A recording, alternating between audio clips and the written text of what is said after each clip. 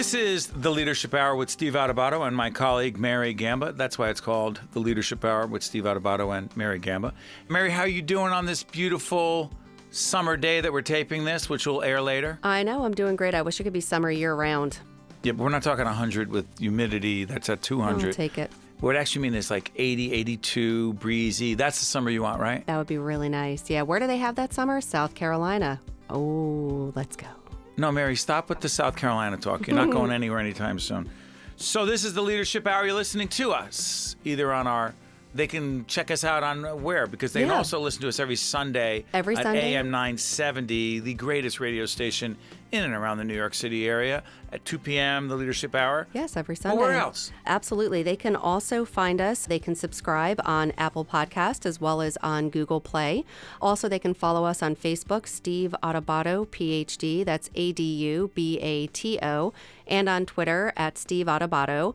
And also they can get free tips, tools, columns at our website, stand-deliver.com. So definitely check that out as well. Good stuff. And by the way, I also want to thank all the folks who make the Leadership Hour possible, particularly the folks at New Jersey Resources down there, and also our clients, those who we serve every day in our leadership and communication company. We do executive coaching, leadership development, seminars, etc., for RWJ Barnabas Health, Hackensack Meridian Health, Gibbons, which is a great law firm, New Jersey Sharing Network, MD Advantage, St. Joseph's Health, New Jersey Resources, Valley National, Cohn Resnick, Prager Metis, and also the Operating Engineers Local 825. And speaking of branding, Valley National Bank is now just Valley. Oh, That is the newest and greatest. They went from Valley National Bank to just Valley. They're doing a big rebrand. So that's one of the things we talk about here on the Leadership Hour. Yeah, by the way, if you want to check out past Leadership Hour guests, the CEO of Valley, Ira Robbins, who is not just a great leader, but someone who I've coached over the years and worked with. He's one of those leaders that's always open to new ideas, approaches. He's not defensive about feedback. He just wants to get better every day. That's the kind of leader we're looking for. We love those kinds of leaders, and he was a really great guest on the show, and thank you again, Ira, for taking that time. It's a great interview, and again, you can check that out on our website, stand-deliver, or check it out on Apple Podcast and Google Play. Don't forget that the head of HR over at Valley joined us as well. Yvonne was with us as well, right? That's right. Correct, yeah. Let's check this out. I know that Kenny Daneyko, the great Kenny Daneyko, whose jersey number 3 hangs in the rafters at the Prudential Center after he played many years with the Devils. They won 2 Stanley Cups? I thought 3, but who's counting? Maybe I'm forward 2 or 3. thinking. We'll find out from Kenny. 2 or 3. Kenny may be joining us. Hopefully Kenny is joining us for this broadcast. If it's not, it'll be the next one. But what I want to do is set up one of the most fascinating interviews I've ever done. It was done on the PBS side. We were doing this at the Tisch WNET studio at Lincoln Center in New York City. And I got to tell you, you're in this television business and you meet interesting people. Most importantly, you watch people over the years. And Alan Alda, to say he's an icon in our industry is ridiculous. He's so much more than that. He's brilliant. He's a star. He's compassionate. He's caring. He's just a really, really, not to mention a great actor and director. But he's dedicated a lot of his life to communication. After he was on MASH for many, many years, he was on MASH from 1972 to 1983. He was Hawkeye Pierce, star of that show with a great ensemble cast. He also did a show on public broadcasting on PBS called Scientific American Frontiers for several years. And in the context of doing that show, Mary, he said, I'm interviewing all of these scientists, and half the time I don't know what they're talking about. So, like us at Stand and Deliver, the Mary Gamba and Steve Adubato company, he became fascinated on how people communicate or don't communicate effectively. And so what you're about to listen to is a clip from this in-depth one-on-one interview I did. By the way, if you want to see it on the visual side, yes, check out our website at... That one is steveadubato.org. So that's Steve, Adubato.org. And you could just put that in the search engine and it'll pop right up. It's a great interview. Listening to it is going to be terrific. Brian Brodeur, our great team over here at East Main Media. This lasts about 3 or 4 minutes? Yeah, it's about 4 minutes. This is Alan Alda. I'm Steve Adubato. You're going to be listening to the great Alan Alda talking about why he has become fascinated with communication and why he is, in fact, connected and created an institute all around scientific communication up at Stony Brook University. Yep, he is a co-founder of the Alan Alda Center for Communicating Science. I like how we got the word science in there for scientists. So. I'm going to create the Steve Adubato Center for Leadership Science. I don't know. I had to come up with a cool name by the end of the day. This is Steve Adubato. That's Mary Gamba. This is Brian. But more importantly, right now, listen to the great Alan Alda. Why can't we train scientists while we're training them to be scientists, train them to be good communicators? Everything would benefit. Science would benefit. Funding would get better. Congress would suddenly understand what scientists want the money for. And other scientists would understand scientists who are not exactly in their field.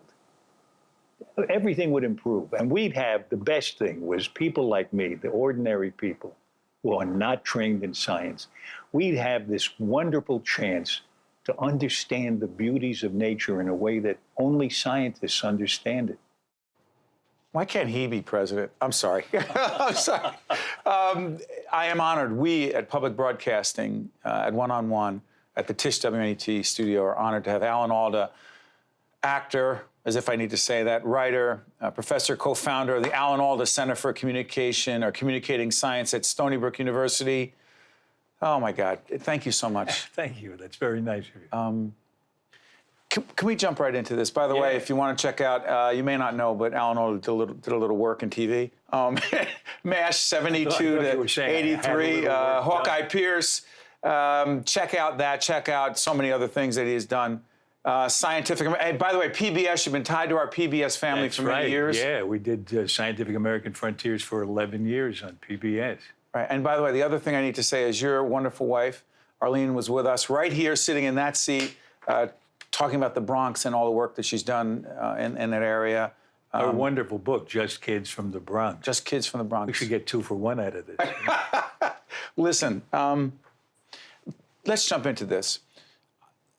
Your communication, your focus, healthy obsession with communication, and the fact that in your book, the introduction is one of the worst things about communication, the quote is, the illusion that it actually took place. Right, because it makes sense to you. You think you communicated everything you needed to say in the most exact, proper way, accurate, but the other person doesn't know what you're talking about sometimes, a good deal of the time. Sure.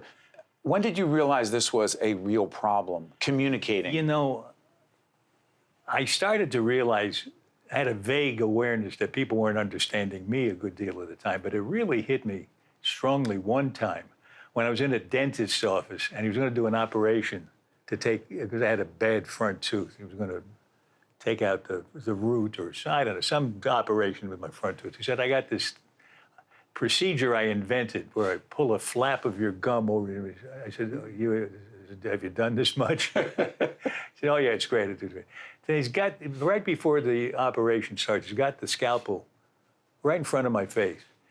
And he says, now there'll be some tethering. Tethering. I remember reading this book. He used that word? He said tethering. What did that mean? I said, that's what I thought. I said, what do you mean? He said, what? Tethering. He said, tethering. Started screaming at me, barking at me. He never told me what tethering meant. I didn't know what it meant. What it turned out was that little piece of tissue above your lip, inside your mouth, you're feeling for it, that helps you smile, for one thing. I left that office unable to smile properly. I couldn't get, I was like, I had my upper lip was like a flap, like an old scalloped curtain. Sorry for interrupting while we're talking about communication. Yeah. Was that your aha moment?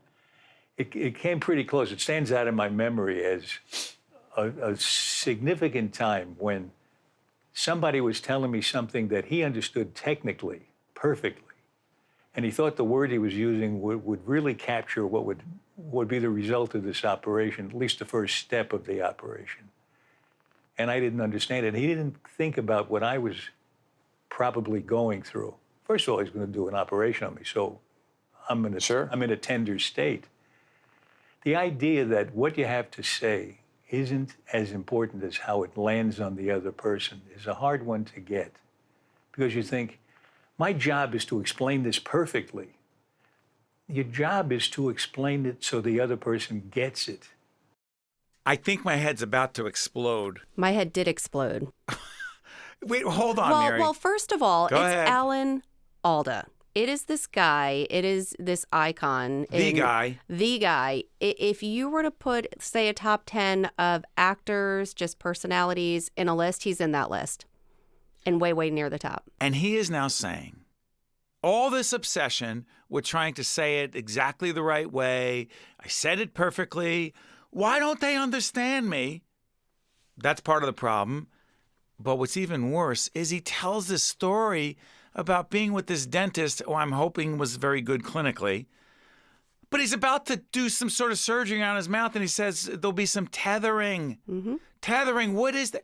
What is the deal with scientists, clinicians, educators, accountants, lawyers, people in the healthcare field? What is the deal with the jargon?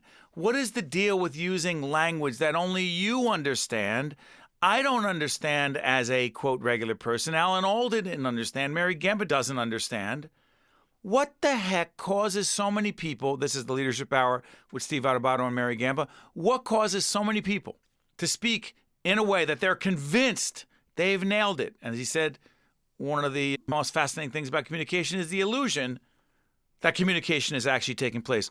What causes so many to be so off about this? I think it is 50% due to the fact that they want, and by they I mean scientists or accountants or people who are highly educated, they want to show that they're educated. They want to come off as being smart, as knowledgeable, and they believe by using big terms, big words, and industry speak that it will make them sound more intelligent. And I think the other half is, frankly, they don't know any better. No one ever... So the guy said, sorry for interrupting, Mm-hmm. The doctor says tethering. Yeah, he thinks everybody understands. Do you think he thought that Alan Alda, as he's about to go into Alan Alda's mouth and perform, let's say, a significant procedure, Yeah. that when he says tethering, the great Alan Alda says, oh, there'll be some tethering, and he knows exactly what it means? You think he thought? I think he actually thought that. I think it becomes Or did he think it all? I think it becomes shorthand. So, no, I don't think there's a lot of thinking going on. I think it just becomes, it's like anything else. When you speak around a certain group of You people. and I call it autopilot. Go ahead. Autopilot, but there's also short speak. We also talk about the fact that you and I know what each other, for the most part, is going to say or will be saying because we have 2 decades together. So, whereas other people don't understand or are as quick to understand the short speak that we use. So, as a professional, you need to understand that the person you're communicating with may not understand those jargony words and then communicate to be understood, not to make yourself sound intelligent. Hold on one second. I was having a conversation with our son, Chris, the other day, trying to explain something to him.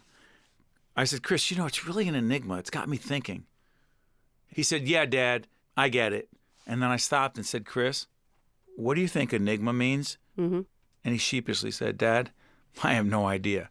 So here's But at least he admitted it. A lot of people won't. But Mary, I just happen to think to myself, does this 14-year-old, he'll be 15 when this airs, does this kid actually know what enigma means? Now, truthfully, Chris, I'm not trying to make you feel bad here. There was a part of me that wanted him or thought he would know what enigma meant. But in the back of my mind, I was thinking maybe he doesn't. But since our goal, as Alan Alda said, is to communicate so as to be understood, what are we going to do? Every 4 words stop and say, Mary, do you know what I mean by enigma? Share with me your thoughts. Oh, is that what you think it means? Well, what I meant was this. That would make us go crazy. But don't use larger words than your audience can understand. How do we know what they know and don't? You need to empathize. You need to take into some factors. You need to take into the fact that it's a child, in this case, a 14-year-old child. So using a word like enigma may not resonate with him or her. If you're talking to a larger audience, then you need to really understand, is this an audience of parents? Is it clinicians? Is it children? Is it artists? People hear based on what they grew up with, and if you don't take that into account, what you're saying can fall on deaf ears and be misunderstood, or even worse, misinterpreted. Now let's play out the manifestation of this. What actually could happen if you and I, Brian Berdura in the studio, or this dentist of Alan Alda, or a doctor, a lawyer, anyone, uses language that is not understood, says something that is, quote, not understood by the recipient of that message. You and I often say, message sent does not equal message received. See, I could finish your sentence because we know the short speak. But here's the problem. What about if that other person starts acting on what they think was just communicated? What happens? A lot of bad could happen in the medical field. Mistakes can be life-threatening if that happens. In business, you can lose a deal. You could make a mistake. And again, even if we talk about, we were just saying whether or not to even bring up this topic, but in communicating, if you're directing traffic or if you're deciding when and where to do construction, if somebody perceives you to say, oh, why don't you start it at 8 p.m. and somebody didn't hear, oh, I'm going to start at 8 and I started at 8 a.m. No, started at 8. Yeah, started at 8. How do you know whether it's 8 p.m. or 8 p.m.? Well, we don't do construction in the morning, but maybe. What do you mean? Oh, time out. Maybe. Time out. So things like that happen. Can't believe you just brought this up. I know, and I don't want to get too far into it because I did hear that our great friend Kenny Daneyko will be ready in about 3 minutes. So, by the way, on another show, we're going to do a program on the fact that it was 7:30 in the morning. I'm on the Great Garden State Parkway. You've ever spent any time on that, Mary? Oh, my goodness. 2 hours every day of my life. I'm going to calculate how many minutes that is when I finally do retire. How am I ever going to get you that time back? So, listen, on another show, we're going to do this. I'm on the Garden State Parkway, 7:30 in the morning, going down to do a seminar at one of our great clients at New Jersey Resources, right? Correct. They're happy to be down in Wall, New Jersey. Yeah. I left an hour. Well, I'd like to say an hour and a half, but that would be a lie. It was an hour and 15 minutes. That's how long I left you to get there. It depends on what time you get in the car, so. I misunderstood. Time management there was is another miscommunication. thing. Oh, when I highlight it and bold it and put it in yellow, get in the car no later than. And she actually says, get in the car no later than 7 a.m. for an 8:30 seminar, because if you do not, there will will be traffic.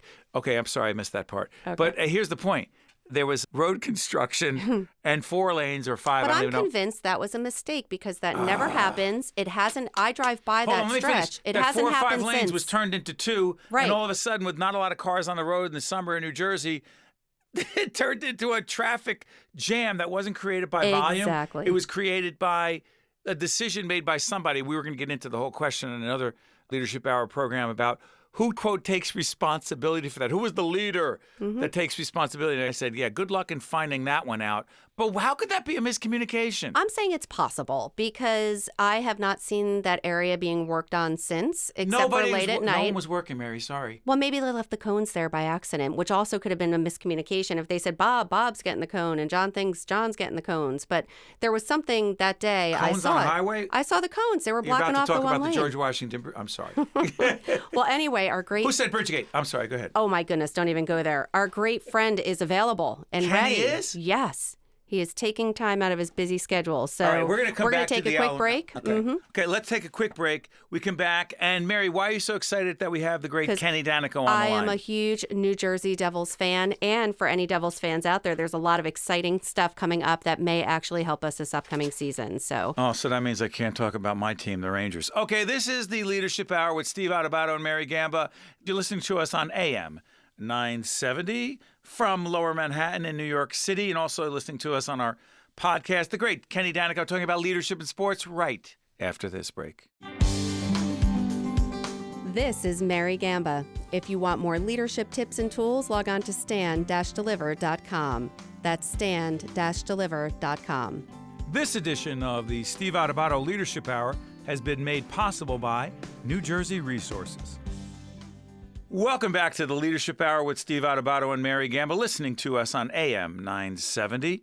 That is the #1 radio station in and around the New York, New Jersey area. And also, you're listening to us on our podcast. One of the great things about the Leadership Hour, Mary Gamba, is that we get to talk to the most fascinating leaders and personalities, including in sports. And so your favorite team, your favorite hockey player is with us right now. Just happens to be the New Jersey Devils. And Ken, I forgot to tell you this. I have a picture and I'll send it to you later. My boys were probably 4 and 7 at the time when you were on the train down to Washington. And you took time to get a picture with them. And I will send that to you later. So thank you for that. Because now they're 14 and 17 and they still remember it. And it's hanging in my 17-year-old's room. I'd love to see it and appreciate the support. And that was such a nice introduction. I appreciate being on with you guys. Well, we're on with the great Kenny Daneyko, who is a former defenseman for the New Jersey Devils, played from 1983 to 2003. He is, in fact, Mr. Devil. Kenny, am I correct that your jersey number 3 is hanging in the rafters at the Prudential Center? You are correct. 1 of 5. I was the second jersey to go up. It was just a tremendous honor. About a month after our great leader, Scott Stevens. Speaking of leadership, he was our captain for many years and those 3 championship teams as well. So learned a lot from him, had a great leadership group. You always have it in sports. You have to have it anywhere, obviously, but as far as to win championships, because it's not easy to win. And the more leaders you have, the better. That's right. And by the way, I was mistaken, Mary. It's not 2 Stanley Cups. It's 3. And it's going to be 4 this upcoming season. How dare you shortchange me, Steve? I'm sorry, my friend. By the way, let's set this up. Kenny is also, he's an analyst. He's an in-game analyst for the New Jersey Devils broadcast on the great MSG, alongside your colleague, Steve Cangelosi, right? Correct. And Bryce Salvador, a former Devils captain as well, is between the benches for in-game analysis when we throw it down to him. So we've got a nice group, a couple of former Devils, and Steve Cangelosi does a wonderful job at the play-by-play. And we're looking forward to a much better season this year for sure. It wasn't great last year. You know, as we listen to Kenny, by the way, you listen to Kenny Daneyko, Steve Adubato, Mary Gamba. This is the Leadership Hour on AM 970. Kenny, and by the way, Kenny and I recently, I want to disclose this, together with our friends and colleagues at Delta Dental, they do an annual golf tournament and outing that promotes and raises money for Special Olympics of New Jersey. Kenny was the honored guest there, and he and I worked that event, and he helped raise a ton of money. I just want to thank you for that, Kenny. Oh, that's a great event, and certainly it's nice to give back, certainly in this state of New Jersey that's been so good to me. And I've been here 36 years now. Can't believe it with the Devils organization. I feel very fortunate for a kid that was 18 years old when he was drafted, didn't know where New Jersey was. I had to ask my mother. And now I'm a transplanted Jerseyan. I love it here. And, you know, it's just nice to help out in any little way you can throughout the state, certainly for charities. And that was a real good one for sure. So here's the thing. As you listen to Kenny, you notice, and this is really a leadership question, Ken. You notice Kenny mentioned his colleagues. He went to Scott Stevens right away and talked about the great Scott Stevens, his jersey be retired. I talked about his work on MSG. He talks about his colleagues right away. Here's the thing, Ken. How much of leadership, the kind of leader that you are, is based on giving credit and recognizing your teammates as opposed to, hey, I'm the one who did this because I'm the best and I'm the leader. Go ahead, Kenny Daneyko, tell us. Well, I think it's one of the biggest qualities of leadership, certainly, is humility. You know how good you are. You know how much you contribute. But I really believe, Steve, to be a good leader, you need collectively a team, a group. It doesn't matter in sports, business, whatever it may be. But I reflect after my career. I mean, when you're in it, you don't realize kind of the dynamic you have on a team. And I mentioned that it's so tough to win. So many teams are good. Everybody's got talent. Yes, you need talent, but you need a group of guys that, for me, more so when things aren't going well. That shows me good leadership. I mean, we can get all the accolades when things are going well individually for you or as a team and pats on the back, and we all like that every once in a while. And the media and newspapers tend to gravitate to guys that certainly are carrying their weight or playing extremely well. But for me, I learned later in my career, especially with young guys, I wouldn't go to the guy that had 3 goals that game. I'd go to the guy that maybe struggled a little bit. You could see him down in his stall in the locker room that, he was disappointed in his performance or whatever it may be. And those are the guys you want to pick up and lift because you're going to need them in a spot. And that was a big part of my understanding of leadership, certainly later in my career, is not always the guys that are going good. And sometimes we have a tendency to do that. It's when it's not going good. And I know for me, whether it was on or off the ice, personally, when things weren't going well, that's when I needed a pickup. That's when I needed somebody to put his arm around me and kind of rejuvenate me, kind of give me a little life, give me some support when things aren't going so well. And I always say that is a big part of leadership. We had it with Scott Stevens and Scott Niedermayer and Randy McKay's. I can go on down the list when we were winning Stanley Cup championships, Marty Brodeurs. They were those type of personalities, those type of people. And I think that really carried us a long way because that guy that maybe had a tough game or was out of the lineup in a big playoff spot got back in a couple games later, and we knew how important he was, and it helped to make sure saying it's one game, man, to shake it off. And that, to me, was a big part of leadership, and I certainly appreciated it when players did that to me, and especially later in my career when your role diminishes a little bit. Everybody wants to feel part of it, but you understand that Mother Nature takes its toll every once in a while, and that was later in my career when I was in that lineup. But, to have players come up to you or the Scott Stevens come up to you and say, we're going to need you in a big spot. So we can't lose you. But one of the greatest leaders in sports and hockey was my arch rival on the Rangers, but I grew up with him, was Mark Messier. And I learned so much from him. He really tutored me as a kid. He was 4 or 5 years older than me. I grew up with him in Edmonton, Alberta, knew him since 10 years old. Great leaders have that presence, and they have that personality that people gravitate to you. But, we always say lead by example and the work ethic and all that, and that's what Scott Stevens did. Mark Messier had a combination of both, knowing when to stand up at the right time and take charge and take a hold of his group and make sure they're focused and everything else. And I saw it with Mark Messier, and it really helped me along the way how to be part of a leadership group and be a leader. Just watching him operate every day, whether it was us going on vacation, whether it was him teaching me in a hockey school, just seeing how he commanded a room or how he lifted the spirits of people around him. And, to me, he was one of the greatest leaders in sports, and it certainly helped me along the way. And then again, like I said, mentioned some of my teammates that were terrific at it as well. But that's all part of it, and certainly a big part of life when you can be a leader. You're listening to Kenny Daneyko, the great Kenny Daneyko from the Devils. He represents that team as an ambassador. He's also on MSG doing Devils analysis for the games. I'm here with Mary Gamba, Steve Adubato. This is the Leadership Hour. Kenny, let me try this. Whether it's sports or anything else, you talked about helping someone, picking them up when they're down, giving them the word of encouragement. Mary and I have had this conversation a long time. Teammates. We have a team of 10 people in our production company. You said, and by the way, Kenny in the media, he's on a team right now of all kinds of people in front of the camera and behind. Kenny, you and I have known each other a long time. I'm not shy about making it clear when I'm not happy about something, when I think someone is underperforming, and I'm very specific and I'm direct, and there are times I'm sure too abrupt and turn people off in the process. So here's the question. I'll say to Mary, why am I the one doing it all the time? Why can't team members, Mary, why can't you, why can't Laura, some of our other great team member, why can't you tell so-and-so that what they're doing isn't right? Don't tell me, tell them. And Mary's response is often, hey, wait a minute. We do it every day. Yeah, you do it every day, but very often. But we often don't do it in the same way. I agree, but here's the larger question. Do you think it's harder, Kenny Daneyko, for peers on a team, regardless of the sport or broadcasting or whatever it is, as leaders, to actually say to another colleague, a peer, hey, listen, when you did X, Y, Z, it wasn't your best, and I want to be really candid with you? Or is that the job of, quote, the leader to do that? Help me, Kenny. Well, it's a great question. I probably have numerous answers for it, but I will say, Steve, I think leaders take risks for sure. It's how you present it. I believe it's not looking down or being derogatory toward a teammate or somebody that needs to pick their game up. We all know the coach is your leader in sports, and certainly you want a guy that he's got to be a communicator.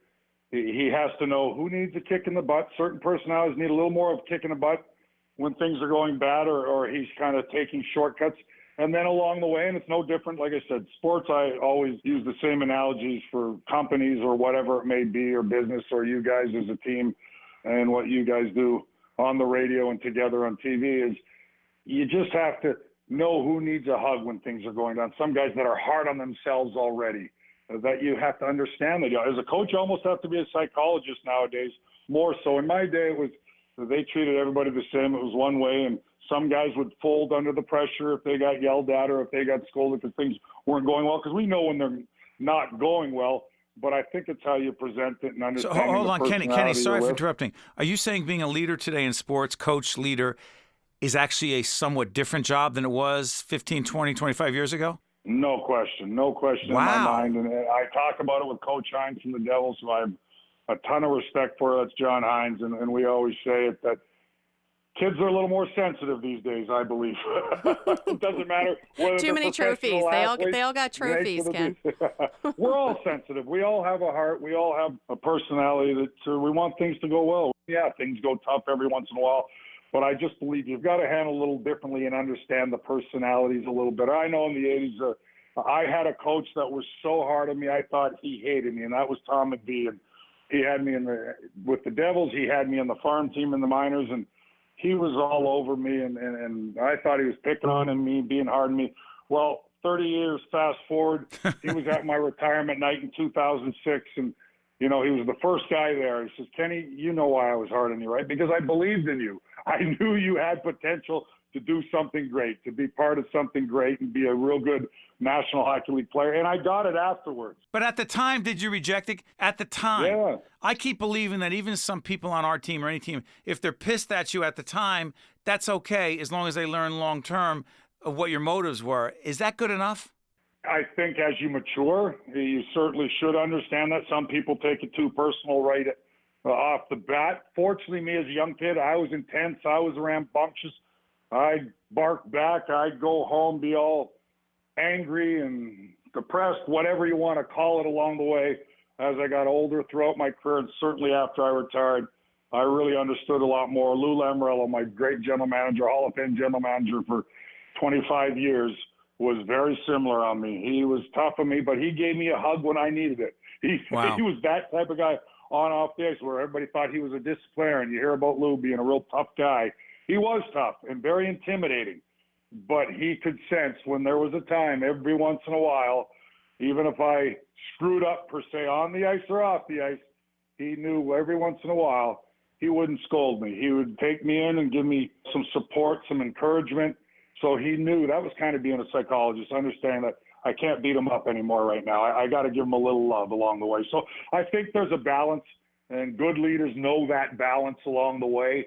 And that's something I tried to relay when I became a leader of the Devils and one of those guys that had to lead by example. And I'll give you a perfect example from 2003 when I was sitting out some games in the playoffs. I was angry. I wanted to be in. I felt I could contribute.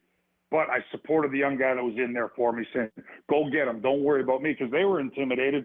And then when I got back in, we supported each other. I'll never forget it. It was all Trevor Oski, a young defenseman. He was kind of feeling bad. He was going in for me. I'm going, oh, this is not personal, man. You're a hell of a player. Go get him. Do your best, man. If I get back in, it's okay, too. We're going to need both of us. That's Mary. Wow. That's powerful. Kenny is saying, I want to be out there. I'm a leader. I'm a good player. But for the team, it's better for, oh, my God. Talk about being selfless. Selfless. Hey, it took Kenny. a lot of years to learn that. Yeah. Kenny, I'm still working on that, buddy. And I'm older than you. Hey, listen, this is Steve Adubato, Mary Gamba. This has been the great Kenny Daneyko. Mary, how much of a thrill for you as a lifelong Devils fan with your husband, Bill, your two sons? Yeah. How much fun has this been for you talking to Kenny? This has been fantastic. I wish we had an hour to continue the conversation, Ken. I mean, just the knowledge and just your history and the lessons that you're sharing are valuable to all listeners of all ages. So thank you for taking the time. Thanks, my friend. Thanks, Kenny Daneyko. A real pleasure to be on with you guys, and keep up the great work. I really enjoyed it. Thank you. How great is Kenny Daneyko? Oh, my gosh. He's really great. Listen, so we are out of time. This has been the Leadership Hour. This is Steve. That's Mary. That was Kenny Daneyko. And I can't thank you enough for listening. Check you out next time.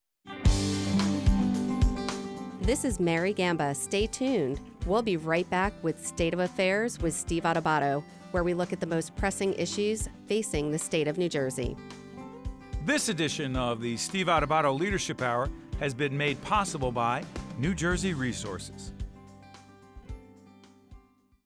Hi, I'm Chris Giamo, and at TD Bank, we believe all citizens need to be informed about the important financial issues that affect their daily lives. That's why we're proud to support programming produced by the Caucus Educational Corporation. Funding for this edition of State of Affairs with Steve Adubato has been provided by TD Bank, New Jersey Sharing Network, dedicated to saving lives through organ and tissue donation, Community Food Bank of New Jersey, NJ Best, New Jersey's 529 College Savings Plan, turn a dream into a degree, the Port Authority of New York and New Jersey, Johnson & Johnson, and by Choose New Jersey. Our mission is attracting companies to the Garden State. Promotional support provided by NJ Advance Media and by ROINJ, informing and connecting businesses in New Jersey.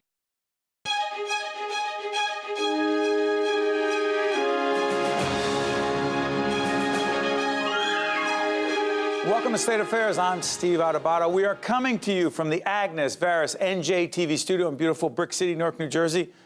By popular demand, we have them back. Joe Jingoli is CEO, Joseph Jingoli Sons, and also Jack Morris, President and CEO of Edgewood Properties. Gentlemen, you're celebrating, as we do this program, the one-year anniversary of Hard Rock in Atlantic City. It's a casino. It's more than a casino, right? The Hard Rock Atlantic City, entertainment, restaurants. Got the whole thing going there. It's been about a year, Jack. So we had you guys here when it was happening. That's right. A lot of people from Atlantic City being employed. Yes. Of the 4,000 employees you have, you said 1,300 from AC? 1,300. How does that happen? Tell folks. It doesn't happen easy. We worked hard, worked with the local people of Local Atlantic union, City. is that Local 54? Local 54. Joe worked really hard with everybody to make this happen, and we're real proud of what we said we're going to deliver. We delivered that, and we're doing great things in Atlantic City. Joe, when you came here last year, Jack, you talked about the fact you wanted to hire people from Atlantic City, but it wasn't easy. What makes it challenging? You know, it was actually not that hard. We focused on Atlantic City residents. Our HR department and, of course, our partners in the operator Hard Rock was on board with that.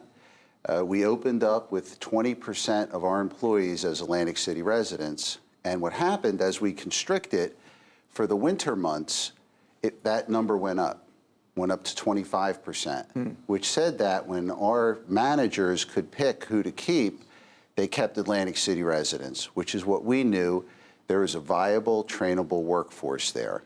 We partnered ourselves and all the other casinos with Local 54 and with the support of Rob Angelo and the Department of Labor. Right, Secretary of Labor. Yeah, we started the first workforce development program in the history of Atlantic City, and it's up and running. It's funded by half with the Department of Labor and the industry kicking in the other half. Public-private partnership. Yes, sir. So, Jack, let me say, we've known each other a long time. We've talked about a whole range of things offline as well. What I'm curious about is, did you see, both of you have been very successful in developing, building, making things happen. When you went into AC, lots of questions, lots of challenges, still a whole range of issues. We're going to be doing a special on Atlantic City in the next couple of months. Did you have a lot of doubts about the potential for success? No, I had Why no not? doubts, because we knew that Atlantic City needed and wanted to put people to work, and Atlantic City residents were great people who just needed an opportunity. And New Jersey's a great state, one of the most densely populated states in the country. We're surrounded by Pennsylvania and New York, and it just needed a kick in the you-know-what. And that's, I think, what we showed that we could do it. Sorry for interrupting. The other thing that's really fascinating to me is that we've done a lot of work on prisoner reentering to society, ex-offenders. Because people are like, listen, they broke the law. It's not my business. Whatever happened, keep them in jail. No, they get out. You two guys, with others, have been working on an initiative to hire ex-offenders. Make the case. Yes. We partnered with Atlantic County court system, and they have drug court, which is around the country, very successful program. We asked if they could change the name to Recovery Court, and those graduates coming through our workforce development program are being hired by us and other casinos, and we've had good results. What have you found? Saying good results is one thing, Joe, but what have you found? Because there are a whole bunch of people watching right now and say, really? I don't think I'd do that. Make the case that it's been a good thing. Well, the case is giving people opportunity who want to change their life and have made past mistakes, and giving them good jobs, union jobs with benefits, has had a very positive result for us as a casino and for the city. What do you think it's meant for the city, Jack? Well, I can tell you that people that come to Hard Rock always comment on how great the service, the staff, how people were polite, nice to them, and no matter what happens, they had, experience, had to wait in line, an elevator broke, something happened. The staff has been incredible, and they would come back time and time again. And I think that shows for what we've done and what the program is doing, not only for Atlantic City, but just the people come up to me that work there, employees come up to me, and they're so thankful to have a job and have what we built. How rewarding. Proud of it. Very, very. How rewarding. Incredible. We walk around the casino sometimes, Jack, myself, my brother Michael, Jim Allen, our partners, the Hard Rock. From the Hard Rock. and talk to the different employees, and they come up and thank us, tell us about their families, and they do the same thing with our guests. And, you know, that has brought our guests back. Yeah. Real quick before I let you go, a sense of community and making a difference. Charitable works for a long time, supporting public broadcasting, our production operation, as well as the chair of a major healthcare system. Thank you. In the state of New Jersey, RWJ Barnabas Health.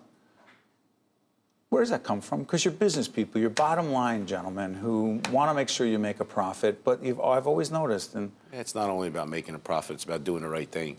And that's what both of us have been about. And that's what really gave us the opportunity to say, let's look at something that somebody else wouldn't look at, that the Wall Street guys wouldn't look at. Why? Because the bottom line may not look right to them? It just didn't look right to them. You know, it didn't fit in their box.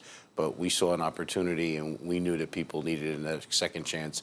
And I think we proved it. Look at the double-digit increases in Atlantic City revenues. And it's not just casinos. You're starting to see businesses that are now coming to Atlantic City, and that's going to continue. By the way, let's make it clear. The national unemployment rate is around 3.6. The unemployment rate in Atlantic City area is registered at 6%. I mean, it's not the same as the rest of the country. Where's your sense of making a difference come from? You know, grew up in the business. I had opportunity in my life and thought, you know, if others had the same opportunity, what would the outcome be? Would it be different? And from a business standpoint, social responsibility is a currency. And quite frankly, our Lieutenant Governor, Sheila Oliver, has really acknowledged that that's what we're doing in Atlantic City and given us tremendous amount of support for it. The state needs to be involved in this. Is that what you're saying? Absolutely. Absolutely. You can't do it alone? No. Someone says let the private sector do it alone. You say? I think the private sector leads. They have to lead. It's their industry. And then we need support from the body politic. Absolutely. And that partnership makes for the success. Joe and Jack, we appreciate you joining us. Let's make sure we continue to monitor the progress, not just of your casino, but truthfully of Atlantic City overall. Atlantic City. Because people often forget, yeah, it's Atlantic City is down there, they have trouble, maybe they're coming back, maybe not. It's everyone in the state who's affected by what's going on, and they see. And we appreciate what you're doing, and more importantly, we'll continue to Thanks for giving us the monitor opportunity. the progress. Thank you, guys. Thanks for having us. You got it. This is State of Affairs. Stay right there. This is State of Affairs. I'm Steve Adubato. We're at NJTV Studios in Newark, and we'll be right back right after this. To see more State of Affairs with Steve Adubato programs, visit us online at stateofaffairsnj.org. If you would like to express an opinion, email us at info@caucusnj.org. Find us on Facebook at facebook.com/Steve Adubato, PhD. And follow us on Twitter at Steve Adubato. State of Affairs is pleased to welcome Tim Sullivan, CEO, New Jersey Economic Development Authority. Good to see you, Tim. Thanks so much for having me. For those who may not have read or don't know what the EDA is, describe it. Well, the Economic Development Authority is one of the state's principal organizations that's driving economic growth and innovation all throughout the state. We do that. You drive it? We try to. Give us an example of what it means to drive it. So we partner with the private sector, we partner with corporations, we partner with institutions of higher education to really focus on the state's economic competitiveness to help attract and retain businesses, to help attract and retain talent, and to build vibrant communities. Challenging? No doubt, but that's what makes it fun.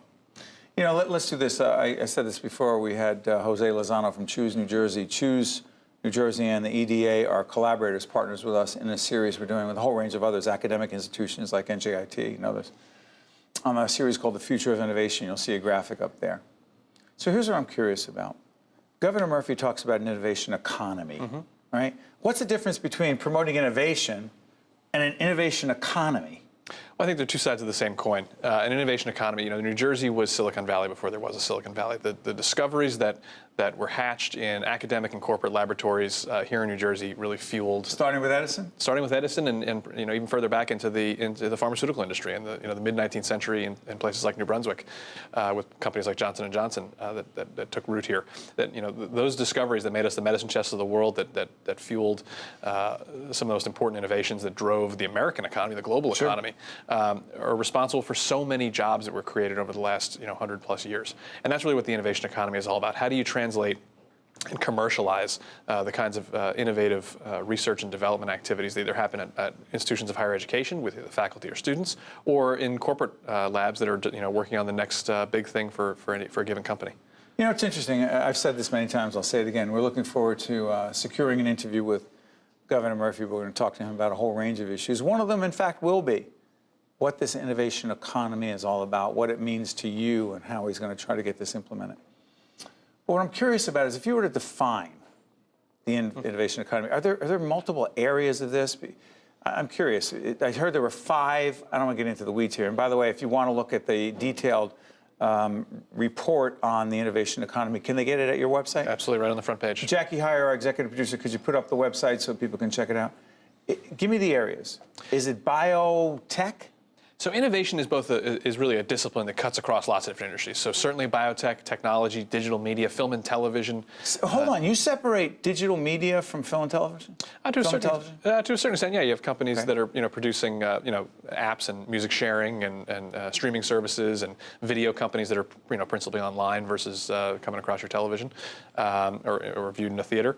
And so there's lots of different parts. That advanced manufacturing, technology, and innovation is fueling so much of what happens in the value-added parts of the manufacturing economy. Renewable energy, that's all about innovation. How do you turn wind into power that comes out of people's That's the innovation economy? It infuses all those things, absolutely. It's the lifeblood of any growing economy in the 21st century is innovation. Research and development, discovery, and commercialization. But okay, let's be clear on this. And listen, again, you don't need me to tell you that the EDA is in the news for a whole range of reasons, but one of them is this. And there's lawsuits going back and forth, and not what we are talking about. We're talking about public policy. You can follow that stuff in other media platforms, including NJTV News, which is doing a great job covering it. But what I'm also curious about, in the context of that debate going on between the governor, the Senate president, others involved in this, is the EDA a government agency, or is it outside of government? What is it? Yeah, so the technical character, we're an independent authority, but we're in but not of the Department of Treasury. Hold on, in but not of, define that? That's a legal term that actually has been sort of litigated and discussed quite a bit. It means we're basically part of, but not an immediate subsidiary of the Treasury Department, but we're part of the family. You don't report.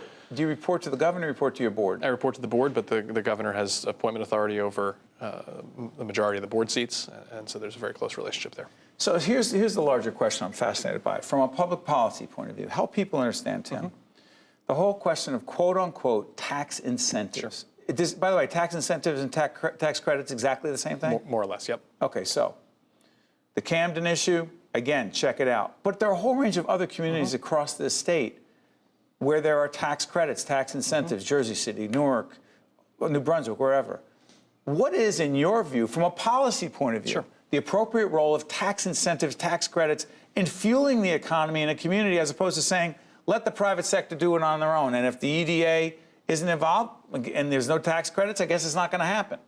So I think, the Governor Murphy's been clear on this. Incentives have to be, and tax credits have to be, a tool in the toolkit to advance an economic development strategy. But they have to be a tool in service of a strategy. You've got to be working towards a goal, and that goal for us is recapturing our leadership position in the innovation economy, having more of the companies that are going to fuel the 21st and 22nd century economy be born here, grow here, and thrive here. And so tax incentives have to be one tool in the toolkit, but they can't be the only tool in the toolkit. Name some of the other tools we're talking about. So we have to have a strategy that focuses on a talent strategy, and that centers more than anything else on two things: higher education. How do we attract? Why higher ed? Because talent is the most precious commodity in the 21st century economy, and so having students that are educated here and stay here and either build businesses or build their lives or build their go to work at New Jersey companies. Brain drain a problem. I think we'd certainly like to keep more of the homegrown talent that goes through our world-class public education system. We'd certainly like to keep more of them. Absolutely. Is that part of the innovation economy? Absolutely. Talent is the fundamental driver of the innovation economy. Companies are chasing talent, and talent wants to be in places that are walkable, bikeable, mixed use, mixed income, that have a dynamism and a 24/7, or at least something close to 24/7 kind of vibe. That means restaurants, it means bars, it means parks, it means all those things that go into a quality of life in urban centers and downtowns that are walkable, near transit. All those things are part of the mix of how do you have a successful innovation economy. Yeah, stay on the toolkit. Toolkit transportation. Toolkit is education. Toolkit is, let me ask you this. With the Economic Development Authority, how much do you focus on the fact that there are some businesses who complain about the tax rate and what they pay in the state, and they say, it's too expensive, I'm out of here. is tax policy a toolkit? I don't just mean tax incentives and tax credits, but overall tax policy. Yeah, absolutely, it's in the mix. The two things that the governor and I hear most consistently from companies, both big and small, when we're around the state or around the world talking about New Jersey as a place to build a business, the two things we hear about first and foremost, talent and infrastructure. Can they find the people that they need to grow the business in the way that they want to do? And can those people get to and from work with some predictability and affordability? And can their goods and services get back out to the marketplace with some predictability? Those are the top two, almost without exception. Got it. Tax policy plays a role, tax incentives play a role, but there has to be a fundamental strategic rationale for a company to be here. By itself, that's not getting done. So when the Amazon deal doesn't take place in New York, someone say, well, you know, again, a Pandora's box I'm opening, but that itself isn't purely a question of tax incentives. There's a whole bunch of other issues involved, correct? Well, sure. I can't speak for Amazon, but they picked Long Island City for a period of time and Northern Virginia because of a lot of reasons. The proximity to a talented workforce has to be at the top of that list. Yeah. Before I let you go, the New Jersey Innovation Evergreen Fund, 20 seconds on it. New Jersey fell from 5th to 15th in venture capital from 2007 to 17. Venture capital is the lifeblood of the innovation economy. The governor's got an innovative proposal to partner with big companies, small companies, and venture capital investors to grow more homegrown New Jersey success stories. This is Tim Sullivan, CEO, Economic Development Authority in the state of New Jersey. This is part of our ongoing series on innovation. I'll repeat again that the EDA is one of our collaborators and our partners, and frankly, one of the funders, along with a whole range of other academic institutions and others with that initiative. I want to disclose that fully. Thank you, Tim, for joining us. We appreciate it. Thanks so much for having me. Let's keep the conversation going. State of Affairs coming to you from NJTV's Agnes Varus studio. We'll be right back right after this. To see more State of Affairs with Steve Adubato programs, visit us online at stateofaffairsnj.org. If you would like to express an opinion, email us at info@caucusnj.org. Find us on Facebook at facebook.com/Steve Adubato, PhD. And follow us on Twitter at Steve Adubato. This is Debbie Walsh, Director of the Center for American Women and Politics at Rutgers University. We were talking about, let's disclose, previously we were both Eagleton Fellows. Right, in the graduate program at the Eagleton Institute of Politics. Yes, I barely got in and barely got out. So let's do this, Debbie. Let's talk about women in politics. Women make up what percent of the population in New Jersey? About 51% in New Jersey and nationally. And in the state legislature in New Jersey, of the 120 members of that august body, there are how many women? About 31% of the legislature is female. 31? 31%. Because? Oh, so many reasons, Steve. New Jersey has been a tough place for women to break in. I will tell you that at 31%, we're doing better than we have in a very long time. We rank 19th in the nation. We used to be, just a year ago, 13th in the nation, but when the elections happened in 2018 and we saw so many women getting elected across the country, even though New Jersey's numbers stayed the same, we dropped in our rank. But we are doing better. It used to be 15 years ago, we were in the bottom 10 with Alabama and Mississippi. And a lot of work has been done to try to increase the number of women in office in New Jersey, but there remain a lot of hurdles. And I think in large part, the greatest one is the party structure. Yeah, let's talk about this. Is it fair to say that most of the party leaders, the party structure, the party power brokers, those who you don't read about, well, put it this way, you don't see them on this show a lot, but they're the folks who make a lot of decisions about who gets the run. They're just middle-aged and older white men. Older white men. And if you look around the state on both sides of the aisle, I think it's only about 9 women who are currently county party chairs. Right. The rest of them are all men. And those folks make a lot of decisions about who gets to run and, frankly, who doesn't get to run. Not always looking for women. Not always looking for women, and it's not necessarily a transparent process in New Jersey. A lot of the times these decisions are made behind closed doors, and women are not in the room. We run a nonpartisan campaign training program called Ready to Run in New Jersey. We get close to 200 women every year who sign up, and they are ready to run, and they may think that they're in line, but sometimes the line moves, and they don't know quite how to get there. Is the quote-unquote old boys network as alive and well, and not so well for a lot of reasons, as it was 15, 20 years ago?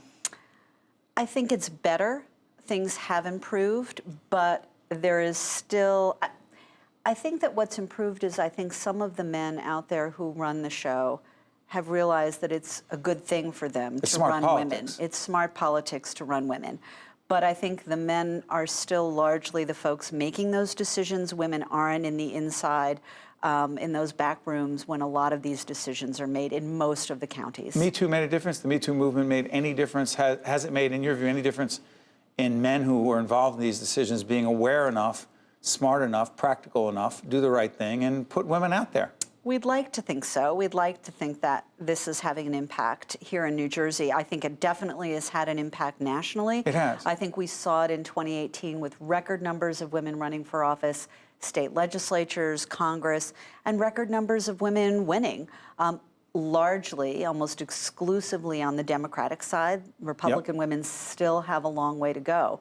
But here in New Jersey, I think it's been slower. We did manage to go from one woman member of Congress from New Jersey to 2. By the way, Mikey Sherrill, excuse me for interrupting, sat right there. Congresswoman Sherrill, check out that interview you did with her. And she talked about how many women came in this class. Yeah. In this class in Congress. She said it's very refreshing. 36 women. It's the largest freshman class that we've seen of women. Again, almost exclusively on the Democratic side. Of all of those newly elected women, one newly elected Republican woman last time. What's up with the Republicans? It's a complicated situation. So the Republican Party in general does not put the kind of resources into women's candidacies that the Democratic side does. Not just with the party itself, but outside organizations. There is nothing comparable to an Emily's List, PAC for Democratic pro-choice women, on the Republican side. Emily's List, it's a great way to raise money for women running for office. Fantastic way to raise money. But also on the Republican side, there is a real reluctance to identify with the concept of identity politics. Huh? Well, their idea is, on the Republican side, is that the best candidate will rise to the top, whoever that is, and you don't necessarily need women or people of color to represent the interests of women and people of color. Well, how about representing the population? Yep, they'll say that the best candidates will come to the fore, and that's how to do it. Paul Ryan said when he was Speaker that the reason there is the kind of partisan divide and gridlock in Washington, D.C. was because of identity politics. The Democratic Party embraces identity politics, and that helps when it comes to recruiting women candidates. Let me ask you, someone listening, excuse me, right now saying, Debbie Walsh from Rutgers, from the American Women, the Center for American Women in Politics at Rutgers. She's speaking, and she's clearly favoring the Democrats and is being critical of the Republicans. You say facts are facts? I say facts are facts, but I also say if we're ever going to get to political parity in this country for women, both parties have to do the work. And we need the Republican Party to do more. We need more Republican women in office. We need more women on both sides of the aisle. We're still less than a quarter women in Congress, but the Democrats are doing much better. The Republicans need to do better. And the Democratic women in Congress tell us they want to see more Republican women in office, and the Republican women in Congress tell us the same thing. 2 seconds left. Is there a women's caucus? Is it real? There is a bipartisan caucus in Washington for women's issues that is not nearly as strong as it used to be. It is much harder these days for that kind of work across the aisle to exist. This is Debbie Walsh she's the director of the Center for American Women in Politics at Rutgers University, my alma mater. They try to ignore that, but they can't. Thank you. We claim you. Yeah, once in a while. Thank you. This is State of Affairs. I'm Steve Adubato. Let's continue the conversation. Follow me on Twitter at Steve Adubato. See you next time. Thank you very much. State of Affairs with Steve Adubato is a production of the Caucus Educational Corporation, celebrating over 30 years of broadcast excellence. Funding for this edition of State of Affairs with Steve Adubato has been provided by TD Bank, New Jersey Sharing Network, Community Food Bank of New Jersey, NJ Best, New Jersey's 529 College Savings Plan, the Port Authority of New York and New Jersey, Johnson & Johnson, and by Choose New Jersey. Promotional support provided by NJ Advance Media and by ROINJ. What is your child's dream for the future? Doctor? Teacher? Architect? Whatever they aspire to be, a college education may realize those dreams. And NJ Best can help. It's the college savings plan specifically designed for New Jersey families. Start saving today with as little as $25, because now is the time to invest in their future. To learn about NJ Best 529 College Savings Plan, its investment objectives, risks, and costs, read the Investor Handbook available at njbest.com.